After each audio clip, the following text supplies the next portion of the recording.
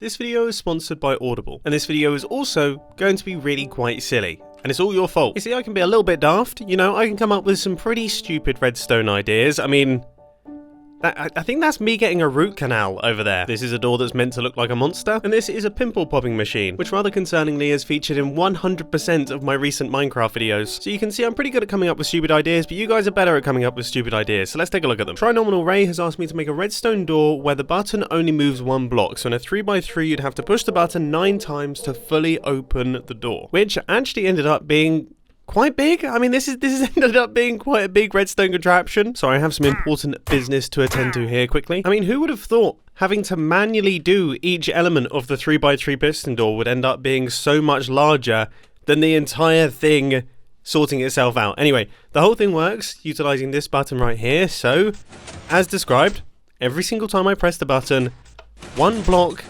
gets removed from our 3x3 piston door, which, yeah, it doesn't lead to the fastest opening sequence in the world, but you know what, it is actually quite satisfying. You know, we're making our way through, final couple of blocks now, and that is everything. So our 3x3 piston door is now fully opened up. Now, instead of having to rebuild our 3x3 piston door one block at a time, I thought it would be much more interesting if it all just closed up. So when we hit the button again, everything goes back into place in a slightly awkward order, but we now have ourselves a fully closed piston door, so we can start the entire process all over again. Ladle Burger has asked me to build a button that powers an indicator to tell you it is a button. Now, originally this seemed like a simple idea. You see, I was just going to hook up a button to a redstone lamp and call it a day. But then I thought to myself, what if somebody removed the button and replaced it with a lever? Then the indicator would be wrong. So I've added in some redstone timing circuits to ensure that the thing that's been placed is in fact a button. So if we place in our stone button right here and give it a press, you can see our probably a button indicator switches on because this is in fact a button. But then of course wooden buttons have a slightly different pulse length, so I had to add in a redstone system that checks for that.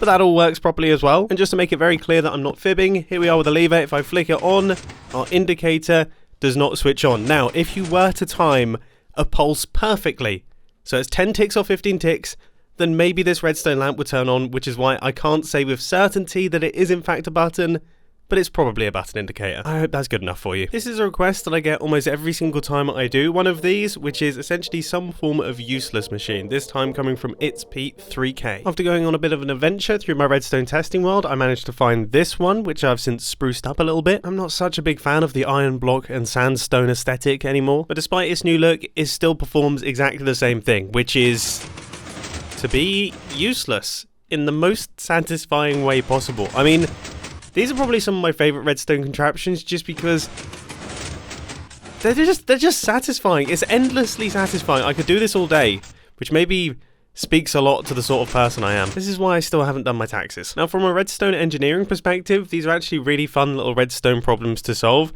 and I would definitely recommend it if you're looking for an interesting redstone project to work on. Ellie Beatmaker, the alien, the myth, the legend, has asked me to make a contraption that detects and stops by any means necessary anyone who tries to steal your cycling shoes. Yeah, someone stole my very used and very smelly cycling shoes from outside the front of my house. I really hope it wasn't an avid fan, because that's kind of weird, but equally that's kind of the only explanation that makes sense. It's mildly horrifying. This is the system that I've created. Now currently I am able to access this area because, well, they're my cycling shoes, I want to be able to put them on. There's not much point in me putting my cycling shoes into an impenetrable area if I also can't access them. That's like stealing from myself, which is triple stupid.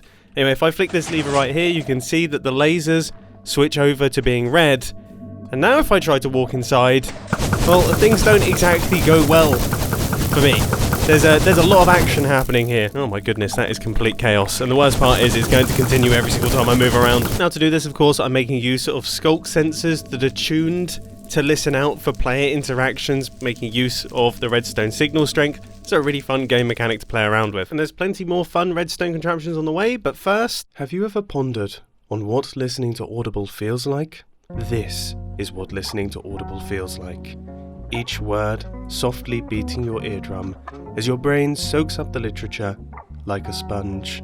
That might just be the weirdest thing I've ever filmed. I've been an Audible user for years. They have thousands of titles that cover all the weird and wonderful genres that I really like to listen to. I absolutely love John Ronson, and recently I found myself returning to his work, So You've Been Publicly Shamed, which commentates on what happens to someone after they've essentially been cancelled on the internet. He's also done an Audible original too. You see, Audible isn't just audiobooks, they also host podcasts, guided wellness programs, and even theatrical performances. My favourite places to listen to Audible are when I'm on long bike rides, or when I'm taking Kuba out for a walk, or even when I'm just doing a long Minecraft mining session. And the best thing is, if you want to give Audible a go, then new members get 30 days free. So head over to audible.com/Mumbo or text Mumbo to 500 500 to get on that Audible train today. I still can't quite believe Audible actually approved that. Anyway, Radio Marco has asked me to build an unsorting system, which I have to say I think I went a little bit overkill on, but it is very satisfying to watch. Now inside each one of these 7 chests, we have numbered cubes that go from 1 all the way up to 7. And as you can see, they are all beautifully sorted into the correct chests. That is of course until I hit this button right here, in which you will see all of the numbers get gradually pulled out of the chests, and they get sent up into this water stream right here, where they make their way into this water loop, eventually being picked up by this hopper minecart, which will dump them into whatever chest it decides they should go into. So we should see that things are looking incredibly unsorted at this point in time. Yeah, this is chaos. This is absolute chaos. I mean, I'm sure Grian would feel very happy seeing this, but this does not do it for me. Animagician has asked in all capitals if I can make a working Ender Dragon. Apparently this has been their dream since 2016. Now obviously this is an incredibly large build that has taken me a very long time, so I hope you're prepared, because it is majestic. I mean, look at this thing. It is... It's definitely something. It's definitely something. The final boss of Minecraft recreated using Redstone, as daunting and as terrifying as ever. Oh, I'm quaking in my little boots, I am. Mumbo Jumbo Updates has asked me to make a device that measures how really quite simple something is. So I guess first I actually have to build up a redstone contraption, so I guess I could do something like a T flip-flop. There we go. I think it's safe to say that this definitely falls into the really quite simple category, but let's see how really quite simple it is. I mean, first obviously it has to be observed, so we have the observers on either side, and we're going to get a reading of...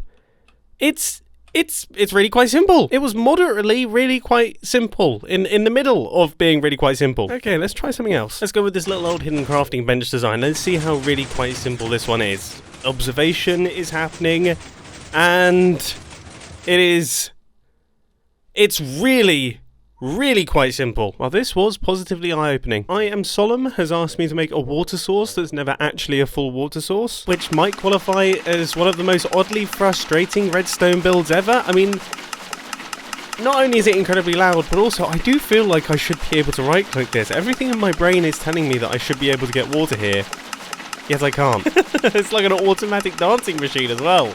This is gradually shifting back and forth. People have often pointed out to me how much I wobble about during conversations in Minecraft. Well, now I have a machine that does it for me. Emily has asked me to make a penguin sledding machine. Now, I was really surprised when I saw this tweet, because I was flying around my redstone testing well the other day, and I saw this little elevator right here, and it reminded me of the penguin sledding toy. You see, a penguin sledding machine is essentially a children's toy where penguins would gradually go up a little escalator and then slide down back to the bottom before going to the escalator again, and just repeating the process forever. It's what we as children did before iPads were a thing. But I guess the joke's on you guys, because now you're watching this video of me creating a penguin sledding machine on your iPad, so who's the weird one?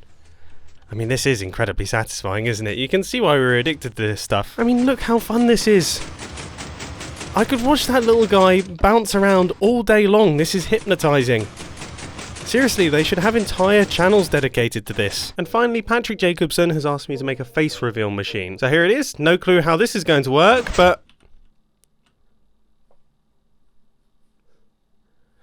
I don't know where to look. This is...